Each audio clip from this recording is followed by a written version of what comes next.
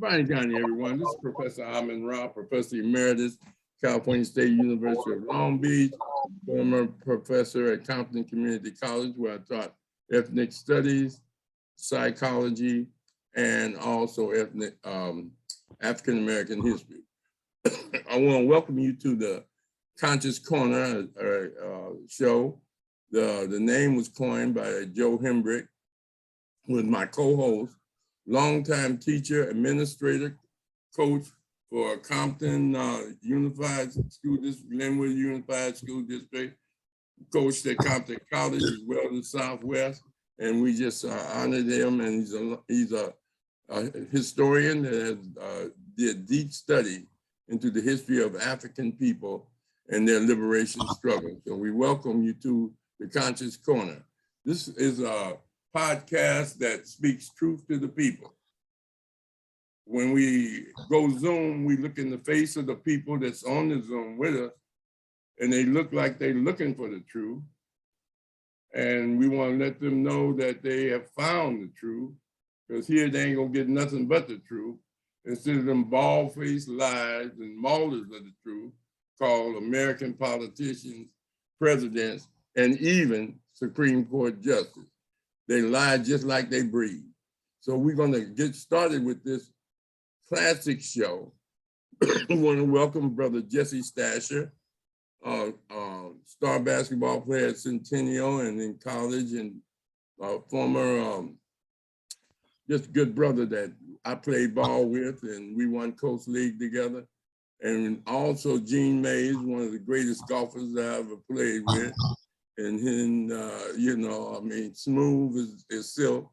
And then we want to get started. And Linda Shorter. Linda Shorter is a longtime activist. Her brother is one of the leaders of the reparation movement, who just gave a national conference on reparations, and they're going to be on the show to talk about that. So we welcome Linda out of Florida, and we welcome each and every one of you. Our guest tonight is a close friend and a colleague from the standpoint I worked at Glenwood High when he was coaching baseball. And at the same time, he's an alumni of Centennial High School, college graduate, went on to teach at Compton High and Glenwood Unified, as well as he coached at Compton College. He's played pro baseball, and he's written a classic book that I really enjoy called the Compton Baseball Lab, where by way of his biography, he discussed the beautiful places and influences from the community of Compton. Many people think only gangs and rappers come out of Compton, but Dayle has researched and shown professional athletes and others that have demonstrated Black excellence to come out during the 60s, during the turmoil years. And we really thank him for taking time to share with us about his book. And we'll have an opportunity to discuss questions with him as he go and give us the insight of why he wrote this book and what are the main things he wants us to get from the book. So Dayle, go ahead. Okay, first of all, I want to thank the Community Ed Network for allowing me to come on this evening. It's truly an honor and a pleasure. And I just want to start off by saying that I'm very, very proud to have grown up in Compton.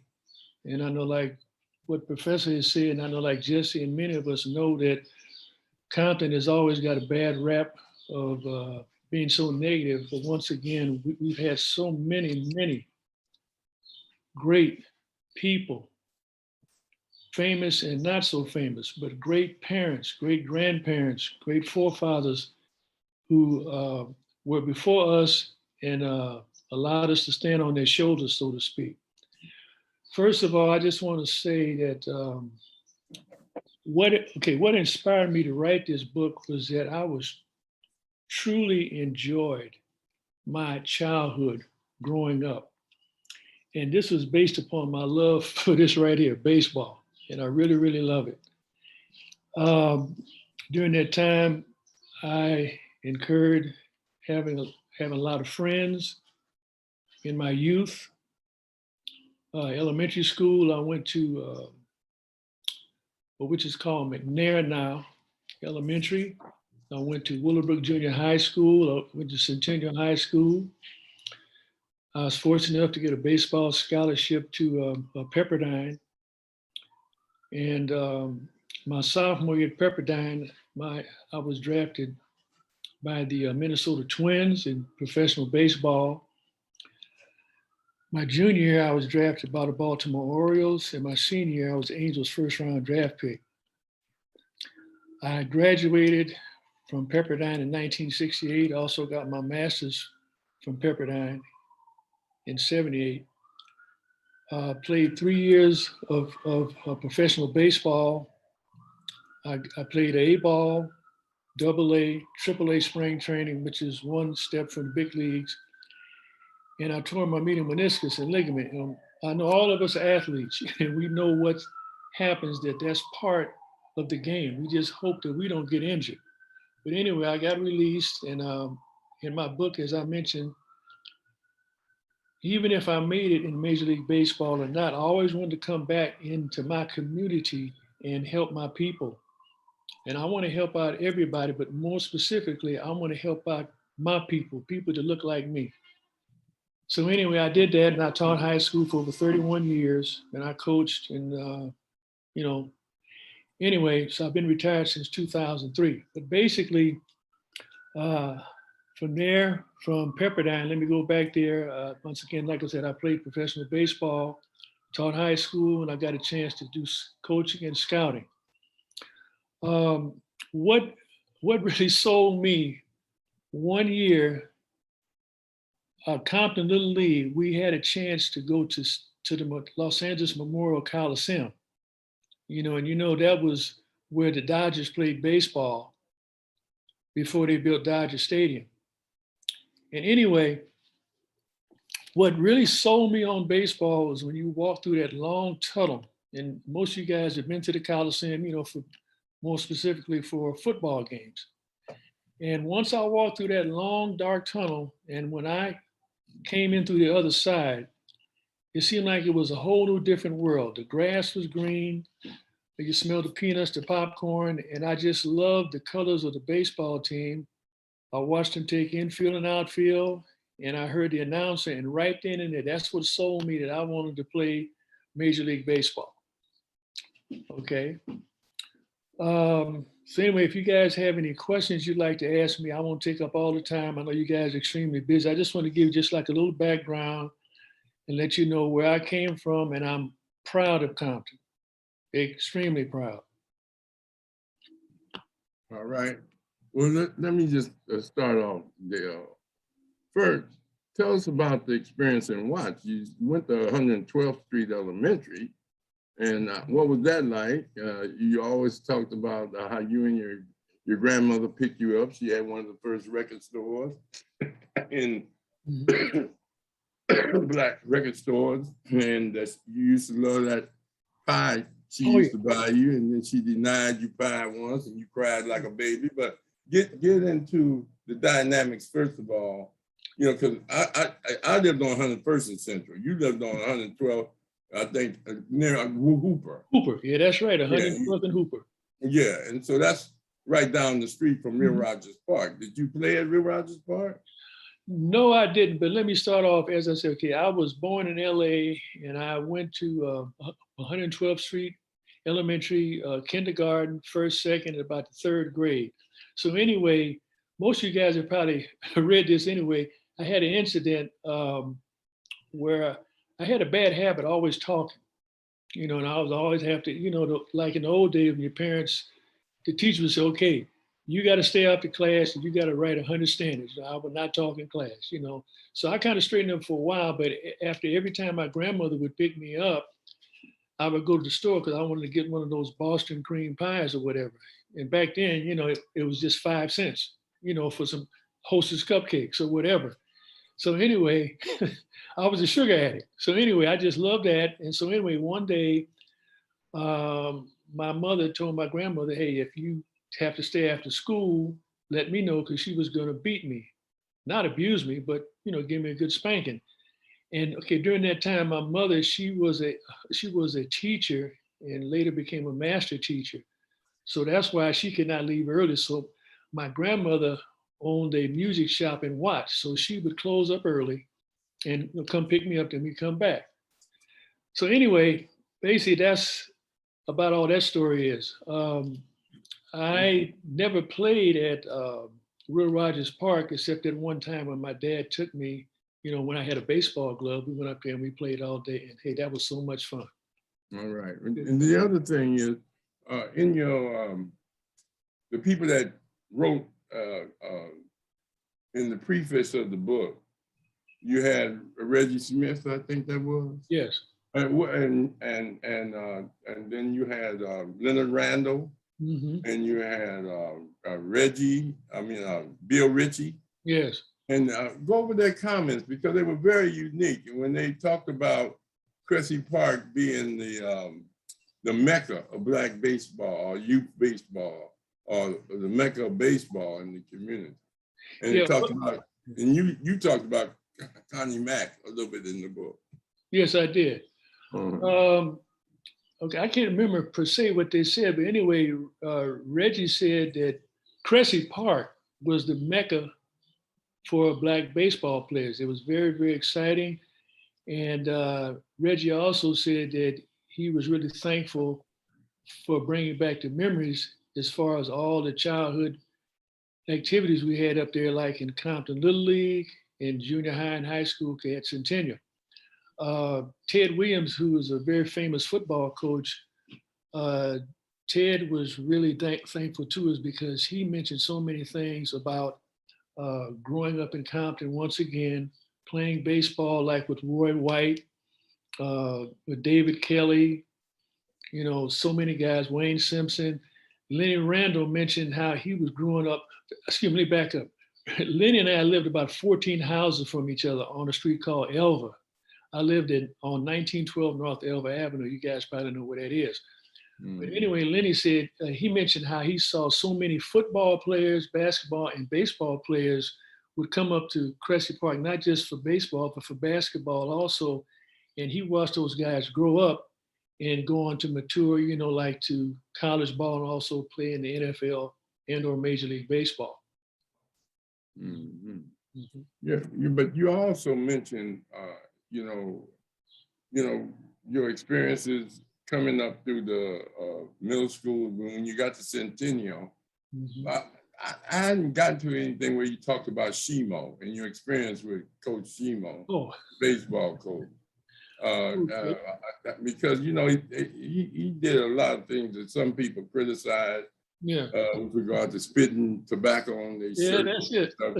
And all of that, but and plus some people thought he made a lot of what would be called racial slurs. Oh yeah, nowadays it would. Yeah. So tell us about you, because you mentioned a lot of the players that came out of Centennial.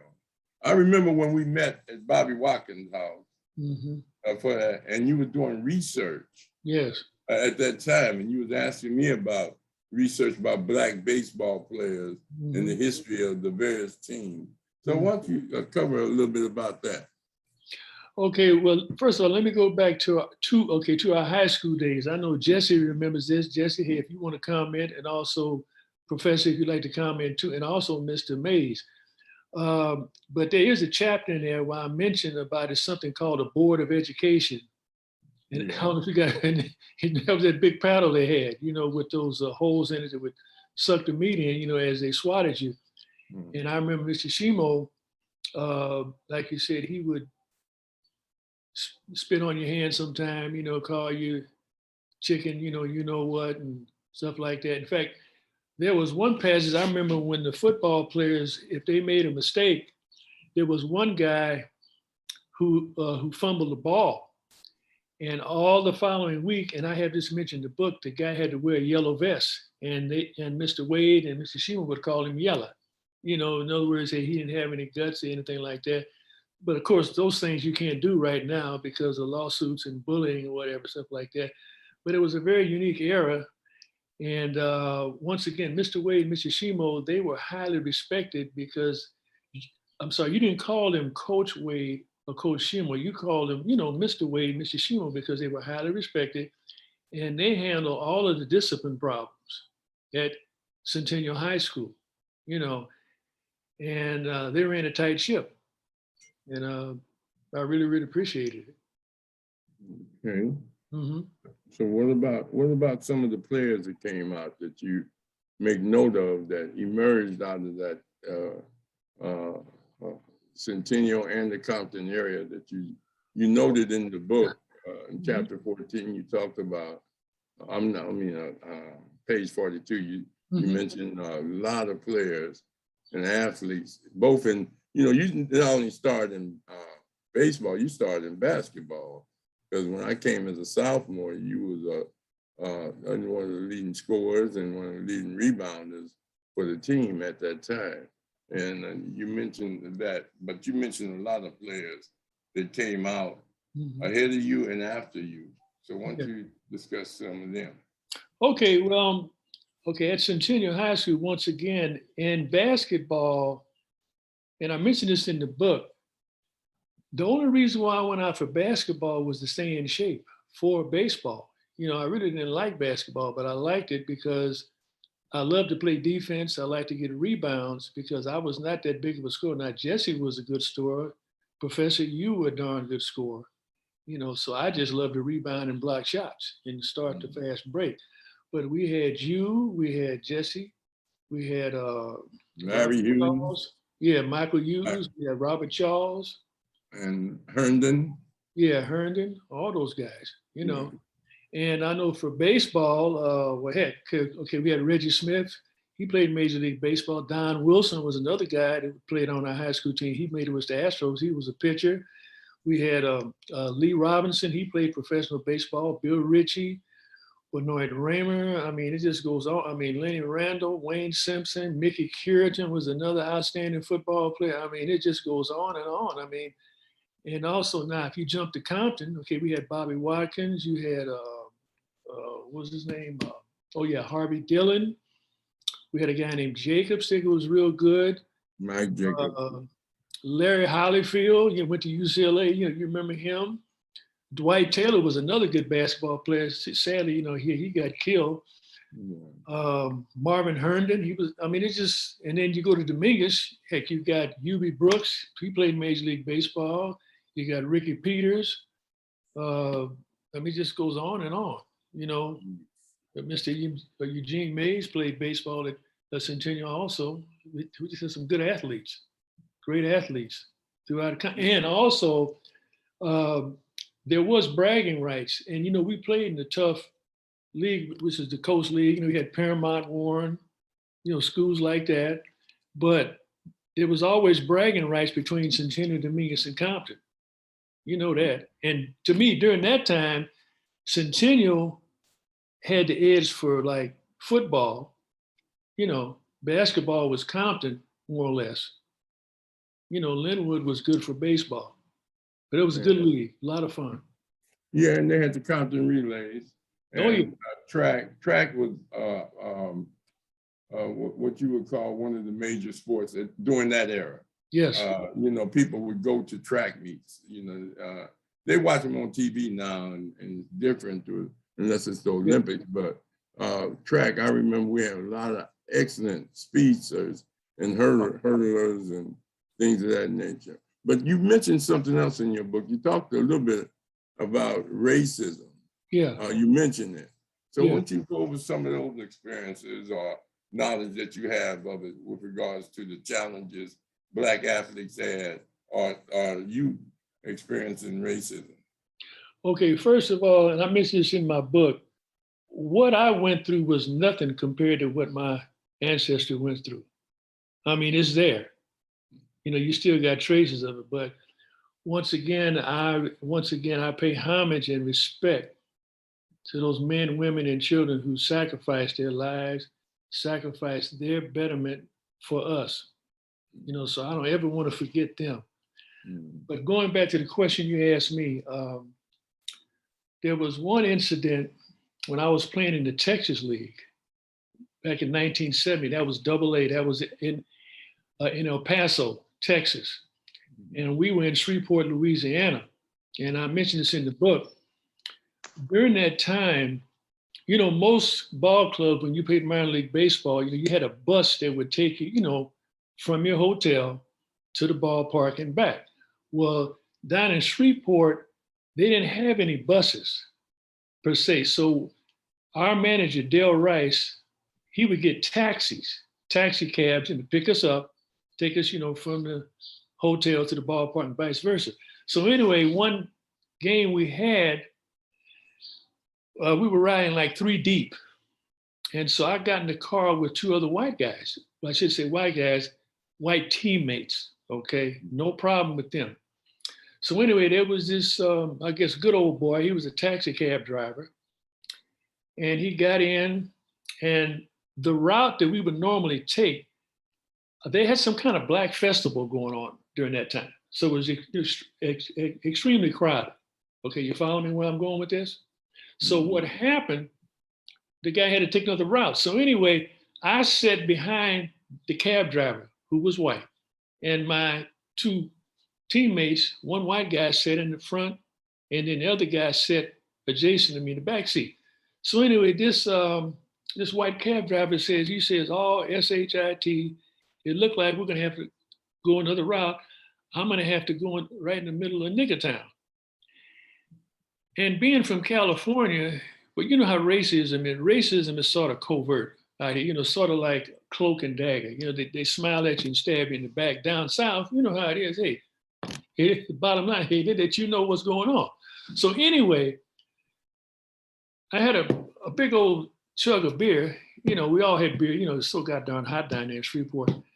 So, and Sleepy, the longer I drove, and I mentioned this book, I felt like a so-called stick of dynamite with a long fuse.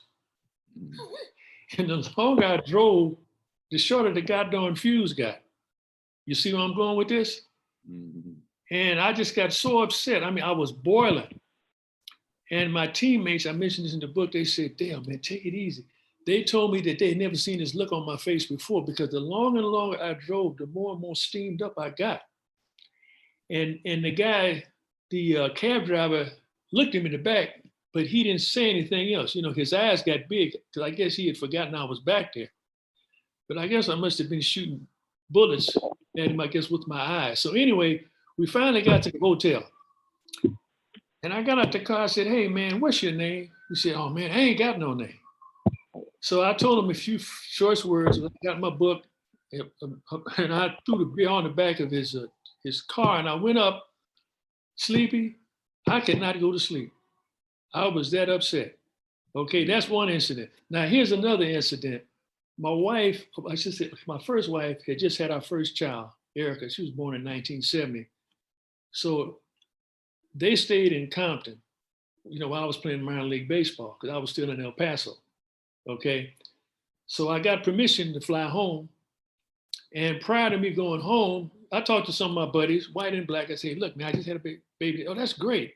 So they said, "Hey, could you guys kind of look for me? Let me know where I can find a place." You know, so I was calling. So I went, got her. We came back. We called on the phone. And as I say, you know, Yogi Berra always say, deja vu, you know, hey, all over again. Okay, so anyway, when we talking on the phone, hey, everything's cool, right? You get there, "Oh, I'm sorry, but hey, we already rented that out." And see, those are the things that ruin men, women, but especially all of us, men, women, and children as a race. We get so much psychological and emotional damage. That's why a lot of, you know, we got heart disease, all these other conditions. But those are just a couple of incidents. Oh, one more incident in my book. You got time? Yeah. Okay. This is when I messed my knee up in spring training. I was in AAA ball, which is one step to the big leagues. I'm playing AAA spring training, 1971. And I heard this up. Anyway, there was a foul ball around home plate, and I was playing first base. Our catcher, you know, was going for a foul ball. I was there, and then I was running full speed. He's running full speed. So all of a sudden, He says, I got it. So I tried to pivot to my right and my spice got caught. And that's why I tore my ligament and my cartilage in my left knee. Okay, so let me fast forward. So I'm hobbling around in spring training 2 weeks, still trying to hit, going to therapy. They wouldn't fly me back. Now we're playing in El Centro, California. That's right on the border, close to Mexico. Our farm director would not fly me back from there. So I just got pissed off. I said, look, man, let me ask you something. Why would you fly so-and-so back? Yeah, you know what color they were, right? Mm-hmm. Yeah, and not me.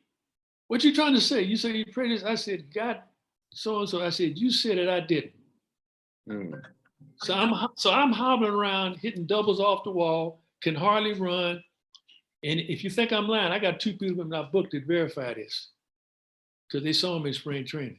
But anyway, so he finally flew me there, all right, to see Dr. Frank Jobe, who was a specialist. Okay, hold up. So anyway, I was told by this surgeon, because he said, hey, Dayle, when are you going back to with the Angels? See, the Angels released me while I was still injured, which was illegal. So anyway, I'll leave there, man. I got so many things I can tell you about. I'll let you. Well, that's good. All right. Jesse Stasher. Yeah. You're on mute. Jesse, you're on mute. Take it off mute.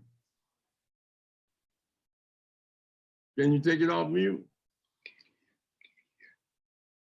It should be right down. Are you on your phone or? Okay. He's on the phone. Yeah. He's on your phone. Yeah, he said he's on his phone. It should be an arrow with speaker.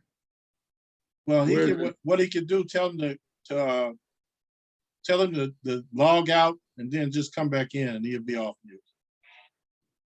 Because I don't know how he could do that. All right, Brother Mays, you have any questions? Tell him to hang up and come back in. Just you hang up and come back in. He can hear us. Hang up and come back in. Okay. I'd just like to say, I got his book. Dayle gave me a call and told me that the book was out, and I went on Amazon and got it and read through the whole thing, and it brought back all kind of old memories there. We used to go way back as far as 1958 at the old El Segundo Park when we first played Little League. Matter of fact, we had the All-Star team way back in '58. Reggie Smith and Daryl and Donald Wilson and all those guys and I just want to let Daryl know I appreciate that book of his. I enjoyed it very much, my man, and I'm just proud of you for what you've done and how you're just bringing back the memories. And I'm not the only one. I've talked to Woody Cox and a few other brothers there. Just reading the book brought back all kind of memories, and we're just proud of you. That's all I can say. Thank you, brother. Well, thank you. Brother. Thank you, Brother May. And thanks for chiming in too. Hey, what about Rashaki? Okay, Brother Rashaki. Yes, sir. You said your experience as a student. Yeah, I played basketball, and I got a little story. Now we were at Davis in 1980, and we dominated the city in sports. So when we arrived on the campus in the fall of 1980 at Compton High, you had Matthew Brooks, which was the best player in our class in the whole city. He played varsity. When he came straight to the school, he played for Coach Campbell. Mm-hmm. I played varsity basketball. I was the best basketball player in my grade. And Joe Kane, professional football player, was another 10th grader that started varsity as a linebacker at Compton High School. So we had a dominating class coming in. And what I recognize about Coach is he was very quiet. He never really said too much. I would see him, and he was just had a very calm demeanor, and I never had any run-ins with him. I didn't have no run-ins with anybody, but I never seen him get upset. And I was talking to my classmate, we call him BB, Matthew Brooks. Yeah. And I asked him, I said, did Coach Campbell ever get excited? He said, yeah. He said he used to talk and you know, kind of get excited on the baseball field, but during school and you know, in class time, he just had a quiet demeanor. I never knew that he was a professional player, never knew he went to Centennial. And when you said, Rahh, that he was coming on, I said, I know a Coach Campbell from Compton. Mm-hmm. And I didn't realize that was him. But so I'm so glad that it was him. And I just appreciate everything you have done and all of the accomplishments. And so I'm enjoying the cast this evening. Thank you.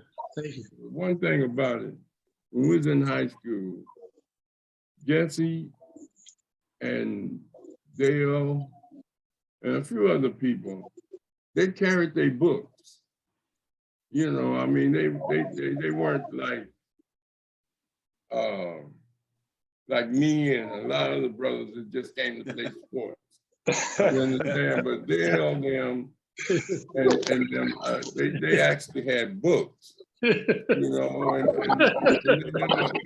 they never was around. They never was around the wild set. Mhm. I can't say that about Mays. You understand? But Don't worry about it. This interview ain't about Mays.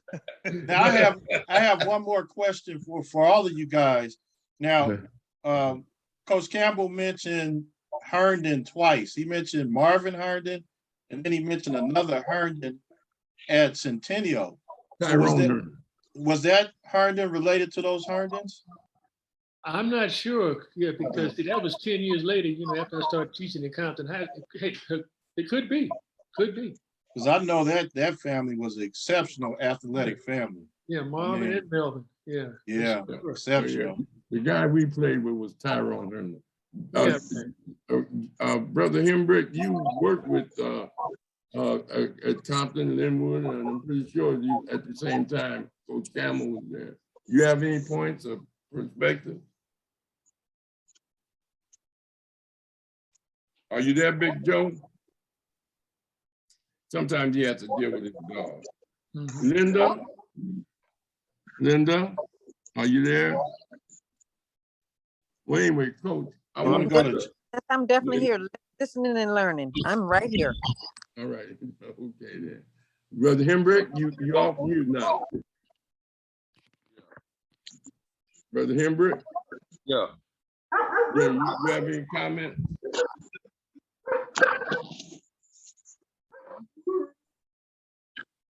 Then we go back to Jesse. Can you hear me now? Yes. Yeah. Yes. Oh, okay, good. Brother Hembrick, you got any comments? Yeah, you know, what it is that baseball, in particular in the Black community, and especially in the country, I came up at West Park playing for Bob Davis back in the mid-'60s. I don't know where you guys were. We almost went to the Little League World Series out of, I think it was 65, 66. And we had Dick Davis on that team, Gary Ward. We had Kenny Landry on that team, Calvin Moore, and a bunch of guys. And you look around, Little League Park today, doesn't seem like there's a whole lot going on anymore, especially with Black kids. They it seems like they want to play. I don't know if it has anything to do with the expense of that it costs to play baseball these days. It seems like there aren't any Black kids out there any longer. Please comment on that for me, please. Yeah, Dale, did their perspective of why you see less Black kids, Black American kids playing baseball? Well, okay, this is my take. I'm sure I don't have the corner market on this, but I feel like with basketball and football, there's a shorter route to the finish line, so to speak, for the tape. That's correct. What I mean by that, in baseball, if a kid signs out of high school, they have to go through what they call a farm system, rookie league, A-ball, AA, AAA, and then the big leagues.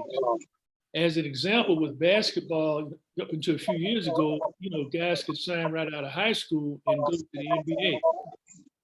And I think it's just the way, to me, that the society is structured now. Okay, everything is like instant. You know what I mean? Instant this, instant that, microwave. Nobody wants to wait anymore. Everybody wants instant gratification. Everybody wants to have success. So many guys say, well, why should I sign out of high school and take me 3 or 4 years to get to the big leagues? I can go directly in high school to the NBA. See what I mean? I think that's one reason. All right. The next reason, in basketball, what do you need for basketball? A ball, some tennis shoes, and a hoop. Baseball, like Mr. Hembrick just pointed out, is expensive. A goddamn aluminum bat costs you $200 or $300 now. A glove, $175, $200. See what I mean? Plus, they have the family structure within the people of color. Our families have been spread apart. Drugs, alcohol, gangs, all this stuff has been perpetuated to destroy the Black family. If you look at the better areas, you have the family, you have support. So those, to me, those are just a couple of reasons. And also, to me, the family is the root system to society. You destroy the family, you guys know that what happens. Children don't have anybody to look up to, father figures. See what I mean? So to me, the family is the strongest unit. And when you destroy that unit, you destroy society, you destroy the family. Parents, I think the key, like I mentioned in my book, parents should spend quality time with their families, especially the young men. And parents are the key. They have to show interest and they have to get involved. Okay, that's my little small take. Any other questions, Big Joe? Well, okay, Jesse, you got any comment? Not a whole lot, but I would like to, I really appreciate Dayle. I haven't had a chance to say too much about it, but I'm just so proud of him that he has taken both the time and the fortitude just to put something together like this, to show us all, what we've been doing, because we've been talking about a whole lot of things that brings up a whole lot of memories for me. Because it's like even my relationship with Dayle really kind of started with my sister. So Dale's my brother-in-law, and so I know he's a family member, for me. And even though I've not seen many people since I left Centennial, I know you've made that comment. A lot of people, I've not seen many people. Because I guess I went off and did something else. But one of these days I'll get a chance to talk about that too as well with you. And maybe perhaps I'll take the time to tell you a little bit about corporate America and what we did in corporate America where I spent most of my time for Black people. We will have you on to do that, Jesse. Yeah. I just wanted to say this. You have anything else to No. Let me just say this, Dayle. Going back to the question about youth participation. From about 1959 all the way up to, I'd say, somewhere around 70, baseball was the most glamorous sport. When Ben Skelly and the Dodgers came, basketball was not as popular as baseball was, even though the Lakers had Dick Barnett and a few, Elgin Baylor, but we played softball in the streets, pitching underhand. We played catch in the streets. There were playgrounds in which we played baseball or sports similar to baseball, like kickball and softball. Then there was a change because in those days, most youth, baseball was one of the hardest sports and still is, because the batter got to hit 100-mile-an-hour fastball with a bat and try to get a solid hit. And that's not easy. Second, you don't have the coaches. Most of the baseball fields have turned into soccer fields. Right. With immigration, even though a lot of the people from the Caribbean and islands and things this nature that are Black, they play. If they kid is not as hungry as we were, and they have more different directions in which they can see themselves getting out of the hood, from basketball, football, singing, rapping, and even organized crime. We had a few gangsters when we was coming that was into hustling, but cocaine was an expensive drug when we was coming up. And very few people got into that. Weed was not expensive, but people didn't like the smoking. So you didn't have the version that you have now, where the main street drugs are so cheap. Chemical made drugs that's made here. We had Red Devils, F40s, and Bennies, and all of that. But the stuff that they got now in pill form kills you. When we was coming up, it was mainly heroin, you OD. Now they're ODing off of just pills. So there was a shift in the mindset of young people when rap came in. And you got so many youngsters that are focusing on that. But going back to our age coming up, being Centennial, you had Black teachers like Mr. Freeman, Mr. Refford, Mr. Wade, Miss Jones, a number of other Black teachers out the South that really instilled a sense of expectation in the students. Our dress is different. When we went to school, we had to be clean, or the students will talk about you. You didn't come to school in sweats and shorts and all of that. So there's a different atmosphere that diverted people from baseball. Now, Lenny Randall, yourself, they built this stadium over at Compton College, but mostly people from outside the community use it.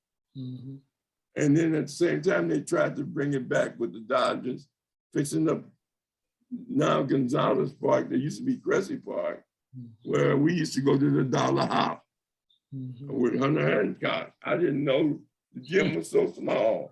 When I was in junior high, we'd go up there and pay that $1. It looked like 1,000 people was in there. But it's really a small place. But at that same time, there's a shift. Now, when you left and went to Pepperdine's about, at that time, close to maybe 3 to 5% Black, if I'm not mistaken. Yep. But it was on Vermont, in the heart of the Black community. Tell us about that experience. Well, What I noticed that when I went to Centennial, and I'm very thankful for this because they prepared me for college. Anyway, I got a baseball scholarship to Pepperdine, like I mentioned.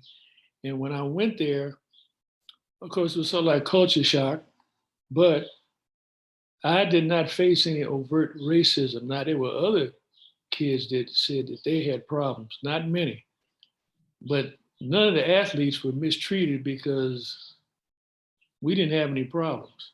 But what happened when they had this incident, there was one young man who was killed on campus, and that's why they moved Pepperdine to Malibu, because there was riots. And also, I forgot to mention this, but you were aware of the 1965 Watts riots, which was very, very scary. It was curfew. You remember seeing the National Guard. I know you got Mr. Mays, Mr. Stassi, and Professor. I know you remember this. You see the National Guard out there, but I didn't have any problems. Now, the baseball coach there was very, very helpful, Coach Marks. I mentioned that in the book. He even went out of his way. He told me my freshman, in fact, I'm sorry, let me back up. When I played baseball varsity my freshman year, I was the only black on the team. And Coach Marks pulled me to the side and he said, Dayle, he said, I'm going to get some more African Americans to come here, because he wanted me to feel welcome. And hey, he was a man true to his word. So I didn't have any problem with Coach Marks or any of my teammates. Yeah. But at the same time, the Watts Rebellion, that's what Dwight Taylor in 92, I was involved in it. But, right in Pepperdine, there was the AAA and theater down the street on Manchester and Broadway. And you had the Savoy skating ring somewhere on 77th and Vermont or something. And things, that was a Black community. We were predominantly Black. It had changed immensely, that area. In the Malibu campus, I spoke there to one of the Black graduations. It's a whole new different atmosphere. Seems as if they don't have the emphasis on sports like they used to.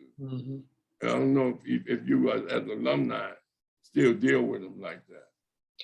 Well, I went to I should say several baseball games, but I never have actually just sat down and talked to an administration.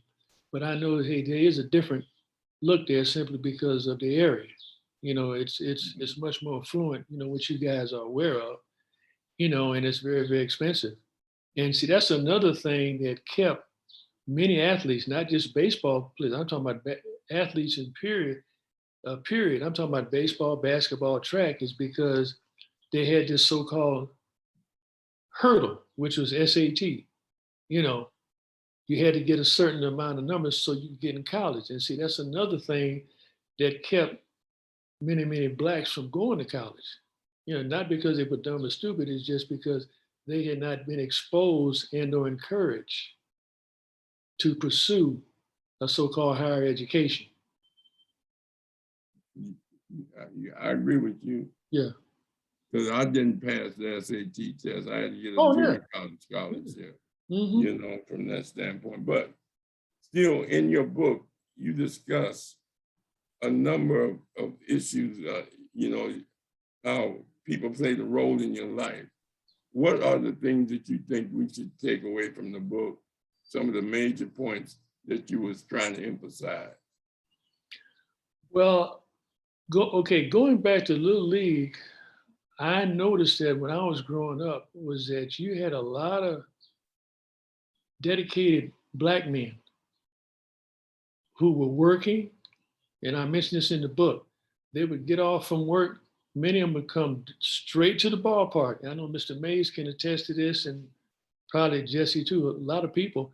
And they would come directly to the ballpark and they were there. They were showing, or they were reinvesting into the community as far as showing that we care and that, hey, we're going to try to really help you people. So that's one thing that I would like to try to see, that it's important. Once again, at the family unit, the parents or parent, they have to show, they got to show that they care, and they got to get involved. When I say get involved in education, get involved in the positive things. Whatever that student wants to do, if it's playing music, if it's being an entertainer, a doctor, a lawyer, whatever they want to do, encourage them. Just don't sit back and let them make up their own mind. Show that you're interested, show that you want to support them. That's what I wanted to try to convey from my era to this era, because I was talking to one guy and he was saying that kids nowadays, hey, they just don't care like us. Okay, like we valued, I think, like so-called quote, antiques, antique furniture. I'm talking about silverware. Kids nowadays, hey, nowadays, hey, they could care less about that. It's all about themselves. They don't care, or I should say, they only care about things that involve them. So I want to try to teach people, try to learn to be kind, treat other people like you want to be treated, help each other. And like I say in my book, and I said to my students all my life and my kids, grandkids, hey, you just want to put on this earth just to breathe up all the goddamn fresh air. The man upstairs put you here for a reason. You have a gift. Whatever that gift is, use it and share it with people. Because if you don't, you'll lose that gift because you're selfish, because you don't want to give it to anybody else. Well, what about your coaching experience? What was that like? Coaching really helped me. Coaching was my therapy, as I mentioned in my book.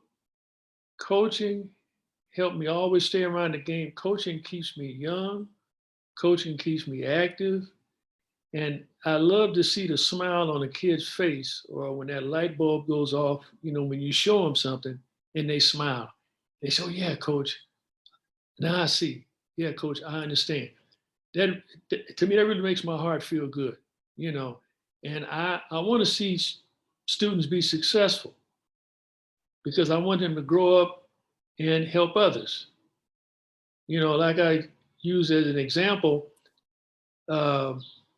when I used to teach school, I say, hey, if I mistreat you or lie to you or either keep you from becoming a better person, I said, you may not hurt me. Hey, you may hurt somebody that I really care for or love.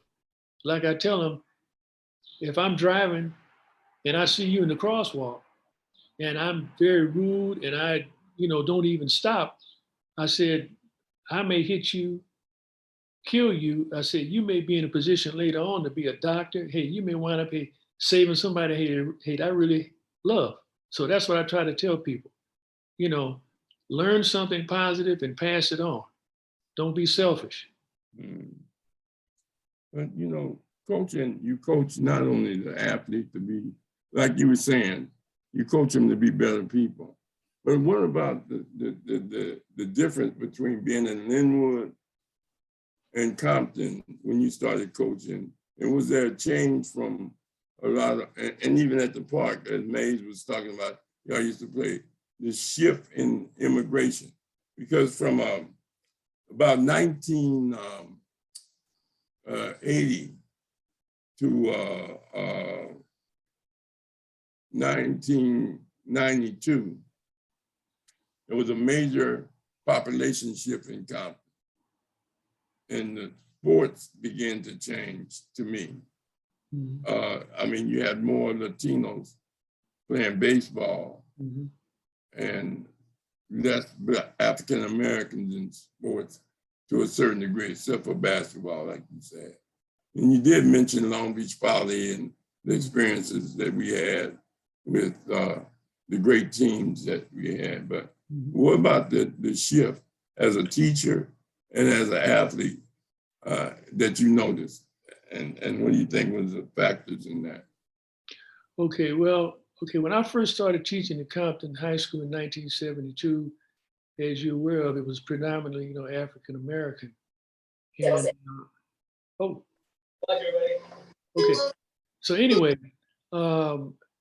I my arms are always open as far as student athletes. Okay, I really didn't care what color they were, seriously.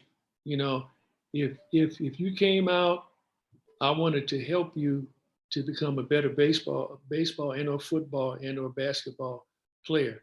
Um, but I did notice that once I started teaching high school, when I first came back, I noticed when I came back, as you say, that there was a lot of drugs, there was a lot of gang activity, and that really kind of blew my mind because, you know, when I left Centennial, in just that short length of time from say 64 to 68 or 71, to me, it was a tremendous shift, you know, from parent involvement, sports in general.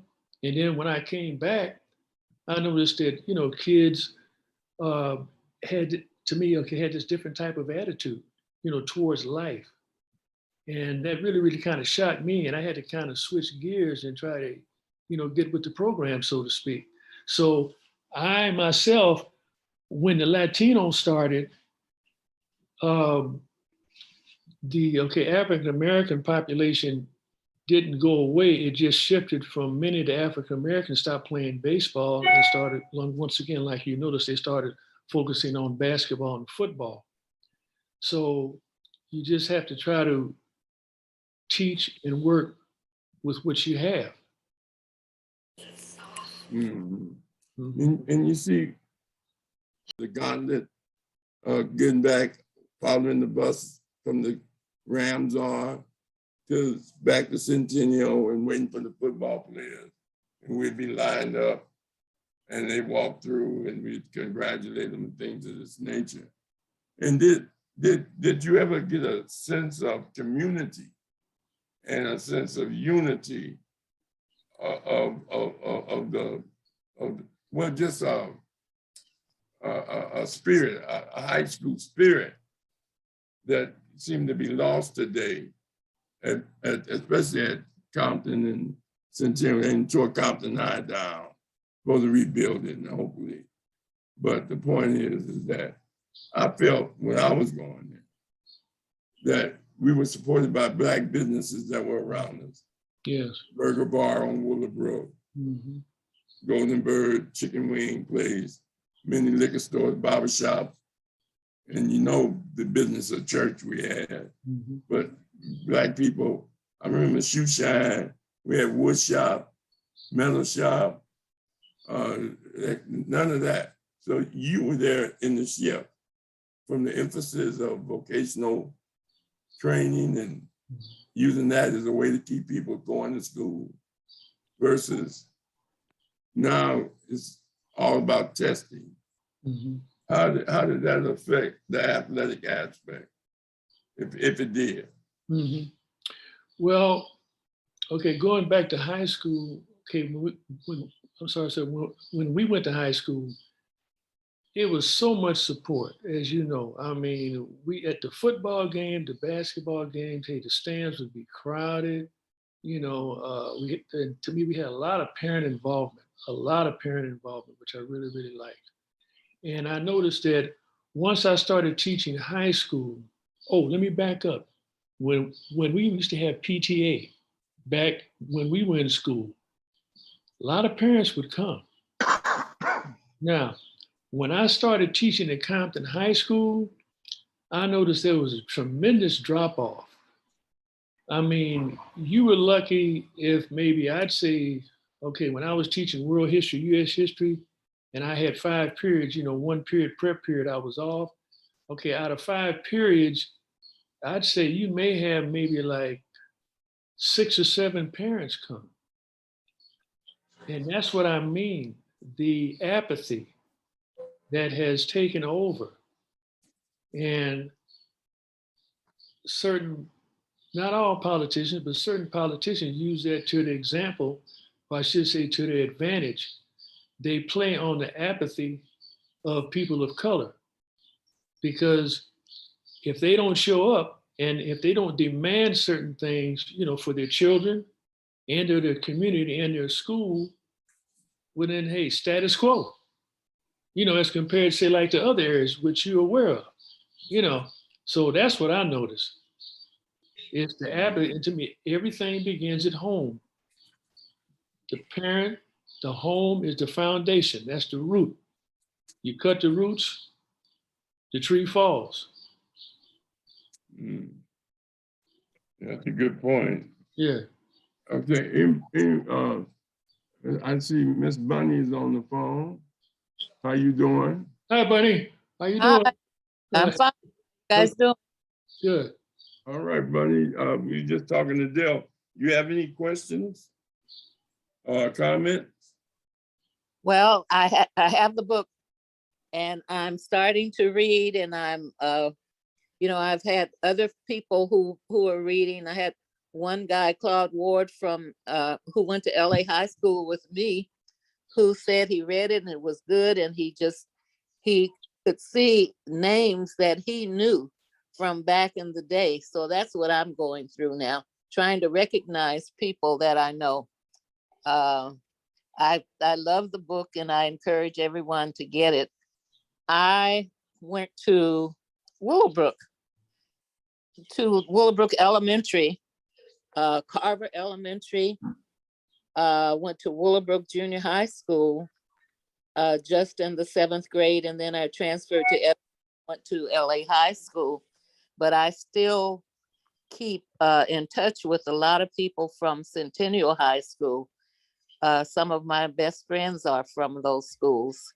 So I understand, but I'm really happy that Dayle has written this book because it brings back memories. And hopefully it will make some of our kids interested in baseball again. My son was in T-ball at Ladera Little League, but as soon as he was big enough, he went over to basketball. So There you go. That's it. yeah. There you go. Yeah. In fact, he used to have his uniform on, his T-ball uniform, no, his basketball uniform on, and the T-ball uniform on top of it. And when he finished that, we jump in the car and he'd take his T-ball uniform on, and then we go to basketball. So I really don't, I don't know any little kids anymore. My grandson is 11 in the 11th grade, and he's 6'6". He looks like Dale's child. He looks more like Dale's child than he looks like his daddy's child. And he's playing basketball himself. So I don't think DJ ever played baseball, but hopefully I know how intense Dayle is when it comes to baseball. So hopefully he can get some other kids involved. Yeah. Okay. Thank you. So anybody else have any comments? Brother Mays, you have anything you want to bring up? Because you was one of the real. You talked about playing baseball in the community too. Mm-hmm. Mm-hmm. Well, I was just listening to Dayle, and he brought out a very good point about the family being the key to this whole success, especially in our community nowadays.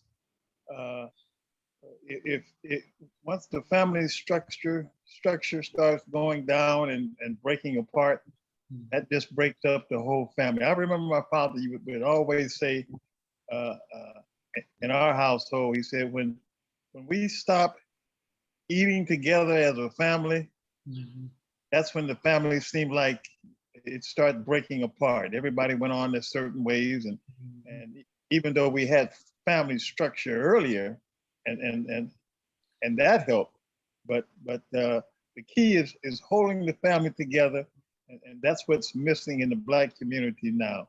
If we could just get that drafted into our heads and just realize how important that family structure is, it would to me just bring the Black community together as a whole, because we definitely in need of that family structure. Yeah, a lot of that do, because most of us came up in 2-parent homes. Yeah, that's true. And most of us came at where it's like close to, and maybe Brother Hembrick could say this, he knows the statistics, and Rahh, right now, 70 or maybe even more percent of the kids that go to school, high school now, are from placement homes and are either from extended family homes. Not that extended family, we didn't have some that had some, a percentage that had some. Then you have the homeless situation where kids are coming from homeless camps, living in trailers, going to school. So Joe, did you have any comment about the family structure? Yeah, well, as you know, most of you know, I worked at Centennial off and on for like 20 years. And I did a study in 1994 when I was working on my master's. And at that time at Centennial, 74% of the African-American kids were not living with either parent. They were in group homes, foster homes, living with grandma, grandpa. Some of the girls were living with boyfriends and stuff like that. And that's one of the things that attracted me to Centennial from Linwood, because you know, Linwood, most of the kids had parents in the home and whatnot. And I listened to a radio show. They used to have a African Mental Liberation Weekend, the first weekend of Black History Month. It was put on by Kwaku Person Lynn out of Cal State Dominguez Hills. And I heard this girl on there, kind of, phoned into the show saying that, they didn't have any teachers over there that would teach them anything. They need help. Can somebody please come help us?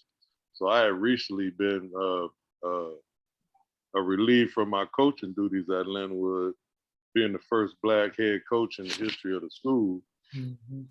I answered that call at Centennial. I took a pay cut. Matter of fact, Dayle, I think I met you in '85. It was 1 year that I coached at Compton College. I believe that's when I met you over there in '85. Okay. Yeah. I was playing football with Perkins. Yes. So anyway, I went to Centennial, took a pay cut. It was a lot of hard work, but I got in the business to help my people. I remember when I was leaving Linwood and I was meeting with the superintendent, named Audrey Clark at the time. And she was like, Joe, are you sure you want to go over there with them people? I said, Dr. Clark, I said, I know they crazy, but they my people. And I got in the business to help my people. And at that time in Linwood, the kids over there used to kind of turn up their nose. You mentioned something about Compton. And I told them, where do you think you guys' parents came from? That's where they came from, Compton. And when we were kids, we couldn't go past Alameda back in the day. That's right. You know what I'm saying? So it was a lot of hard work at Centennial, but I loved every minute of it. I was just up there the other day, and I didn't hardly see any Black kids. I was shocked. I was like, man, it's even worse than it was when I left. And I left there in 2013, I believe, over to Davis. But the thing is, another thing that's happening in Compton that's very detrimental as far as the school district is concerned.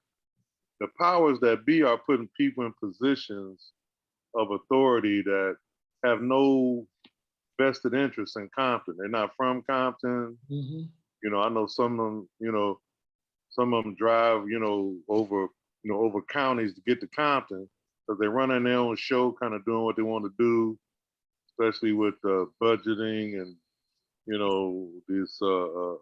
these repairs they supposed to make on these campuses and whatnot. And anybody around that's from Compton that know how stuff should be, they were funneling us out the door so they could do their own thing, so to speak. And that's a big problem also, along with the kid. But a lot of the kids that would normally be going to Centennial are and not just Centennial, but Dominguez and Compton, they're going to the charter schools in the Compton area now. That's what they're doing. Because the campuses to a large degree are not safe like they were. I know,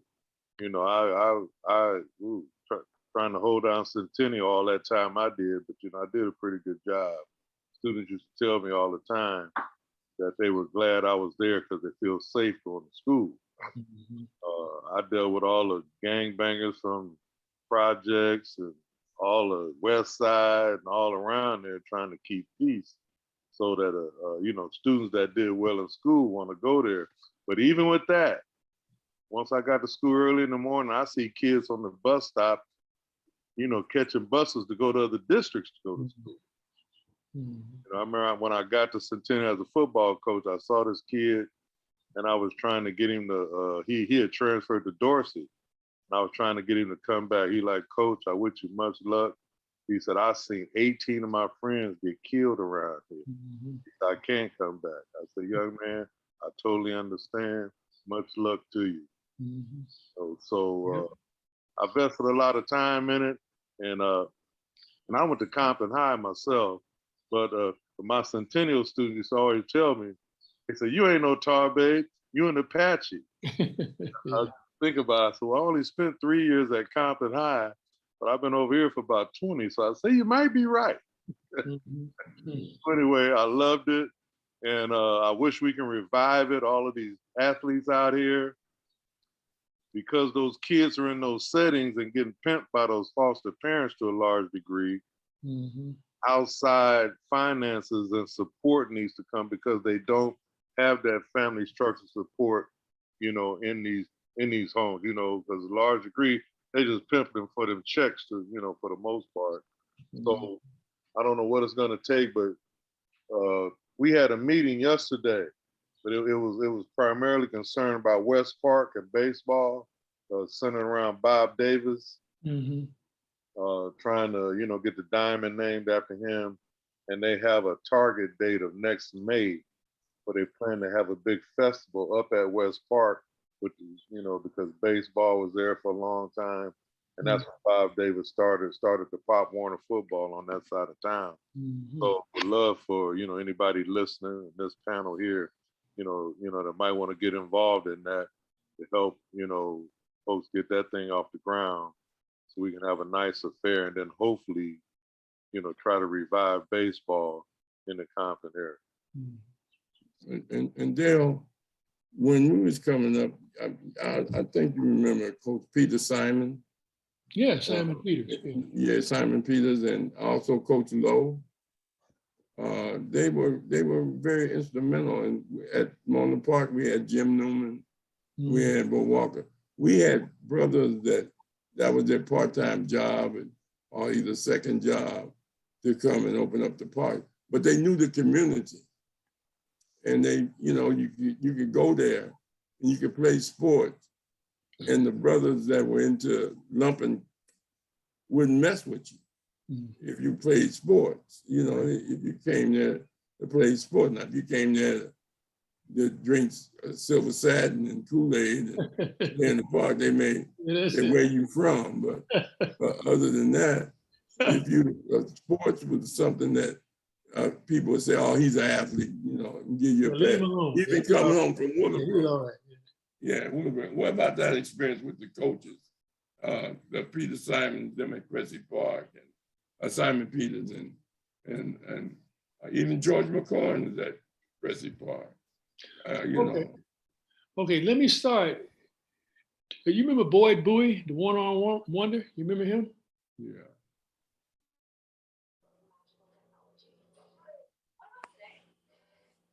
You're on mute, Dayle. Can't hear you. You're on mute. Not on mute. I don't know. Sound just disappeared. My sound? Oh, he's back. You're back. Be back. Go You ahead. okay now? Yeah, yeah, we can hear you. Okay, now do you remember Boyd Bowie, the one-arm wonder, the basketball player? He's played for the Globetrotters. Yeah. Okay, and of course, Mr. Newman was a household word in Compton with basketball. You know that. Jesse knows that. George McCorn. Now, as far as Cressy Park, and I always say this, I say this in my book, if you could play baseball, that's where you went to show how good you were or how bad you were. Two things, either you showed up and you did your job, or if not, you say you just get your hat blocked. Back in the old days, hat blocked, that means you get embarrassed. So that was the place to go to play. Now, Mr. Simon Peters, he won a Connie Mack World Series. Great coach. Hot Rod Johnson was there. Mr. Seiler, and I missed this in my book. You guys probably read it. Mr. Seiler was responsible for creating Compton Connie Mack. And I talked to Deborah and Michael, and this is in my book, his children. They told me the reason why Mr. and Mrs. Seiler built Cressy Park was because the whites wouldn't let them play. So that's it. It's more or less just like the old Negro leagues, you know, like the so-called old good old boy network. The major leagues wouldn't let the blacks play. So that's why they created the old Negro League. And that's the same reason why Mr. Seiler created Compton Connie Mack, so the blacks would have a place to play. And like I say, Mr. Owens was there. I'm talking about Mr. Zealy Butts. I mean, there's just so many prominent men that I really, really respect. And even the women, Mrs. Peters was there, Mrs. Johnson. I mean, it was just so many people. Mr. Wilson, Don Wilson's father was there. It's just Mr. Clark, Big Daddy Clark. I mean, it's just so many people that gave their time and they came there. And man, if you came there, that was sort of like a sanctuary. Like you mentioned gangs, we had people, LA High, Fremont, Locke, Dorsey, Harbor City, you had Narbonne, you had San Pedro, you had Inglewood, you had American, we had Southgate. I'm sorry, it's in the book.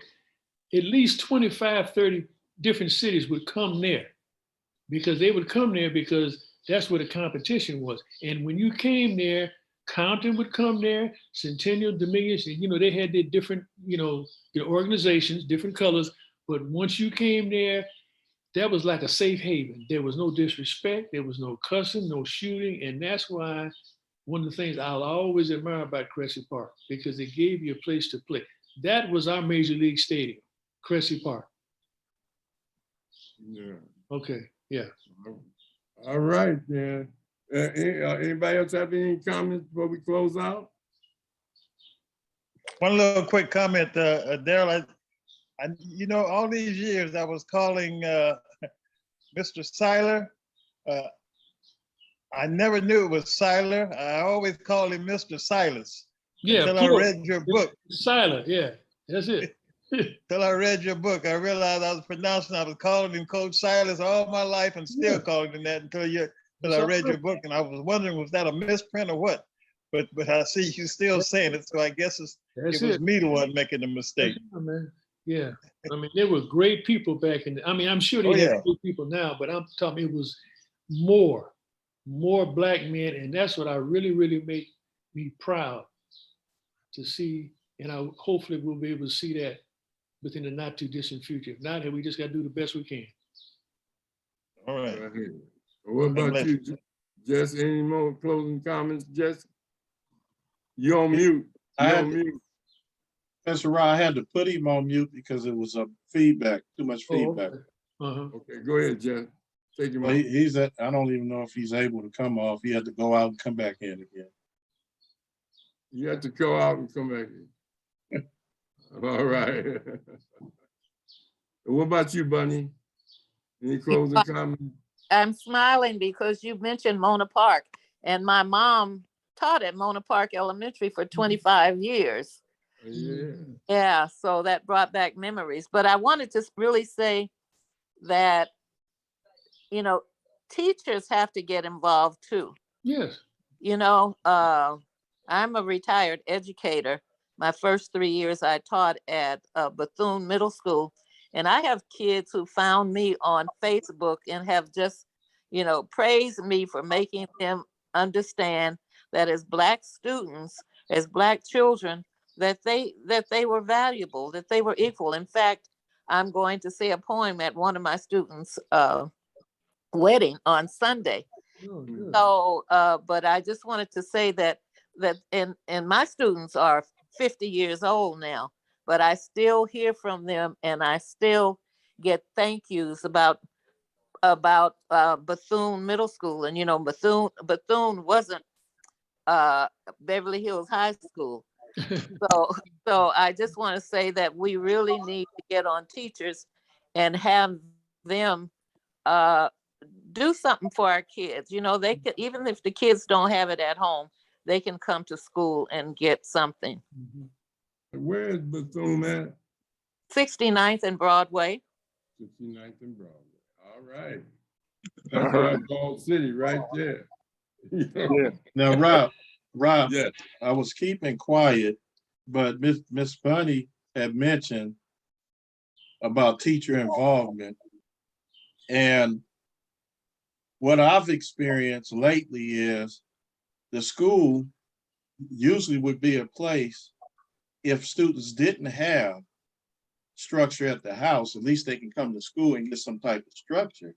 Right. Now, if you guys came and visited some of these schools nowadays, you would see that the structure is more towards what Professor Rahh had mentioned earlier. They are concerned mainly with students doing these district or these standardized testing. And that's like the most important thing at the moment.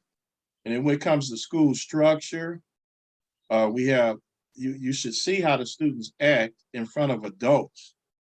And I don't like talking about myself, but I would say I'm one of the few teachers that would stop in the hallway and let the students know you can't talk that way in front of me. One reason why is because I don't talk that way in front of you. And, you know, it's inappropriate. And I might be most hated or whatever, but the school structure, and Ms. Bonnie, you said something very important. Teachers have to get involved. And I agree with you. And we do have good teachers at Centennial. I think I want to push the blame towards the district office and the local administrators, because teachers want things to be better, but it's tough. The dynamics have really changed. And also the community should take some time out and, you know, come and visit now that the pandemic has eased up, and start putting a little pressure on these schools in the district to do things that make sense versus not making sense. Because that's what I deal with. I have about 5 more years left. And I'm gonna do my best, because as I move on, you know, I see, because I'm one of the guys that came from Professor Rahh, Coach Campbell's. I'm in their camp coming from Compton High School in Long Beach State. So I didn't have that sacred teachings. So I'm giving it, I'm doing my best, but we need a whole lot of help. We really do. So I appreciate what's been said. I really do, and this is awesome. Okay, Professor Rahh. Just can we hear you now? I think so. Can you hear me? Right, yeah, we can. Yeah, the only thing I was going to say is how much I learned, and I want to again thank Dayle for bringing me back home, because I live a long ways away from Compton now, and I don't get a chance to see and talk to many people like I used to.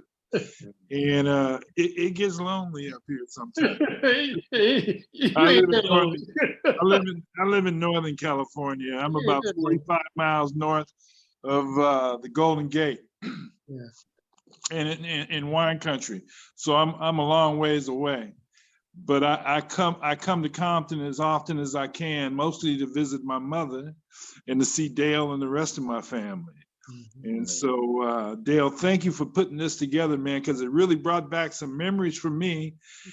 And also listening to some of the comments that everybody else is making about our community and the schools that we have right now. You know, I really have learned something, because I've not heard some of that from a long, long time.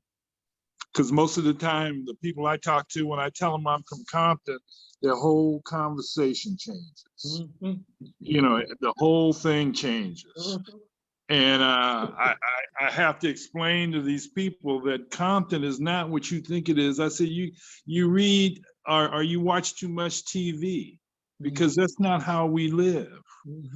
What's in their mind. So again, thank you for bringing that back, and some of the comments that are made that I won't forget. Thanks, Dale. Everyone else. You're welcome. What about you, Mays? You have any closing comments? Well, I'm good. Thank you very much for putting this on, my man. Okay, I just want to say this, Dale. Yeah. The schools have changed.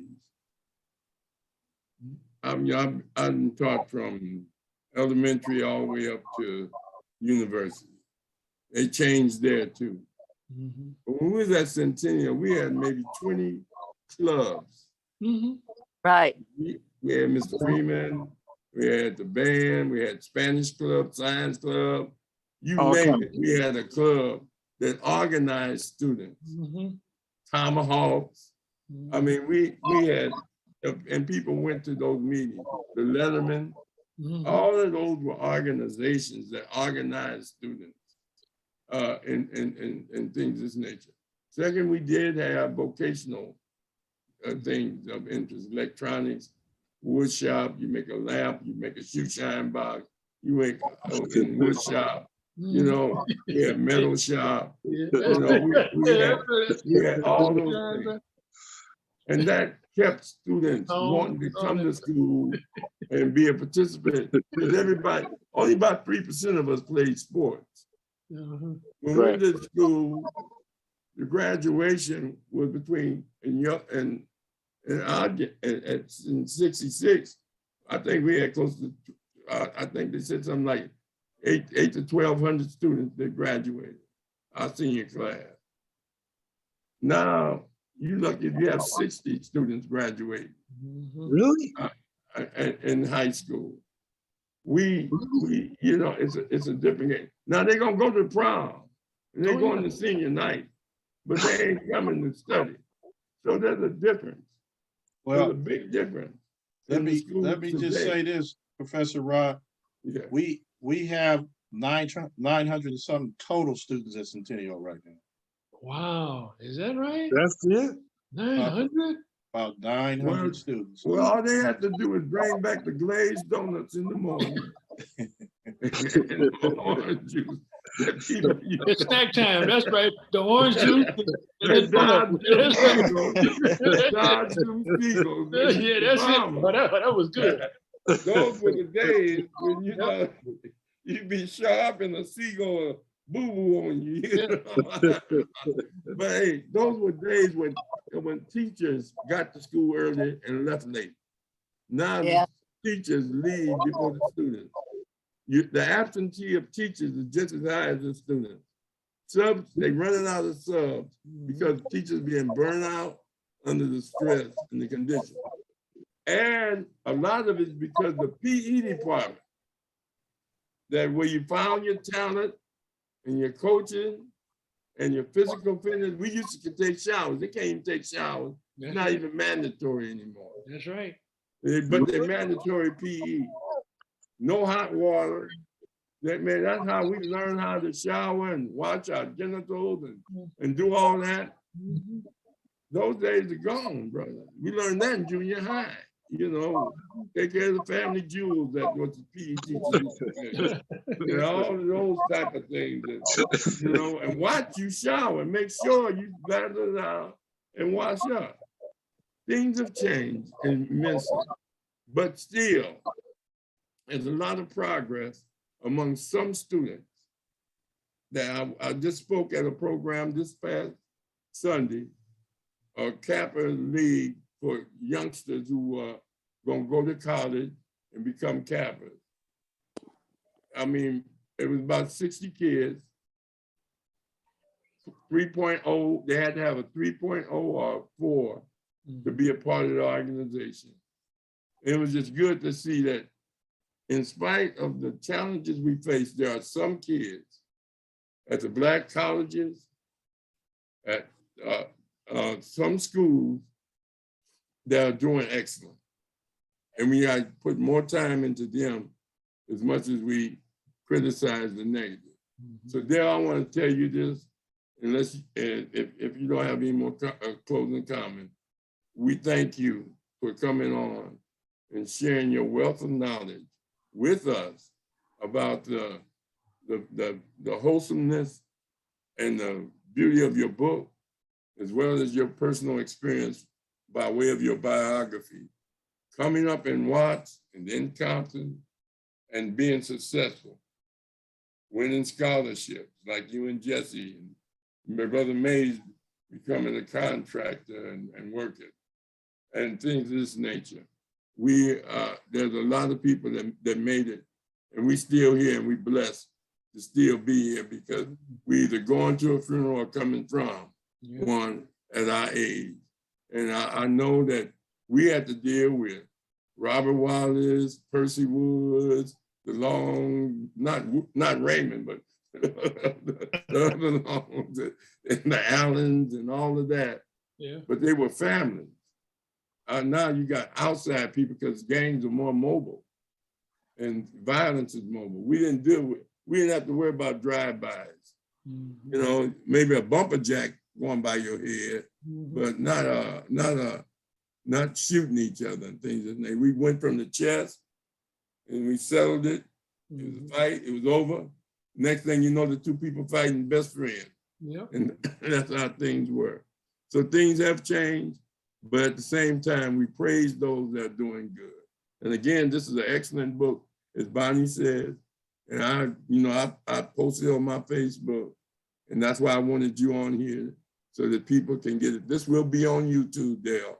Okay. And you can recommend people that didn't get a chance to get it. Brother Rashaki will tell you how you can gear people to it. So Rashaki, tell them what's coming up this Wednesday and close us out. All right. I want to thank everybody for coming this evening. It was excellent to hear this very rich and significant history. I really appreciate it. All right, let's take a look at what's coming up for the rest of the week. Okay, on Wednesday, we have Alexis Kelly and Charlene Castle. They're going to discuss homelessness and mental health / substance use. And then we have a special show. We usually don't have shows on Thursday, but I was able to get a young lady that's from the United States and in the LA area. Her name is Priestess Victorious, and she now resides in Ghana. So that's going to be very interesting. I have some questions for her. We're going to get information about Ghana and the things that she's doing there. So very, very excited about that. This will be our first international show. So those are the two things that are coming up the rest of the week. And Professor Rahh, who we got next week? Well, I'll call you and let you know. Okay. As I usually do. Okay, well, I'm going to say. Sometimes we have community forums where we may be discussing abortion and the concept of that new law in New York that you can carry a concealed weapon. So we might discuss that this next Monday. But then again, we may have somebody else. I'm thinking about calling Jesse and getting him on to talk about Blacks in corporate America and the business world and see if he'll do that for us. So that might be our next move. All right. Okay, well. Hold up a second, fellas. I was dealing with this with this roofer. I was off the air for a minute. But I just like to say in closing, we need to have a moment of silence for Brother Marlon Briscoe, who used to be called Marlon the Magician, was probably the first Black quarterback in the NFL in modern times. He was a receiver with the Denver Broncos, and the quarterback got hurt, and he had been a quarterback in college. So they put him in there. I don't know if you guys remember that, brother. Marlon Briscoe. I think he was from the South Central Watts area. But anyway, he just passed yesterday. Okay. So may the good he brought in the world last forever, and may none be long. May you rise to the Most High and said to circle of the ancestors. And may none of the love that he brought in the world be lost, and may he have a powerful presence in heaven, a glorious spirit in heaven, and a powerful presence on earth, and be remembered for all the good and beauty he brought in the world. All right. All right. Ashe, Hetty Hotep. Sante Sana for that, Professor Rahh. Yeah. Okay, well, we're gonna say each one teach one in Conscious Corner. Everybody have a good evening. All right then. And Brother Mays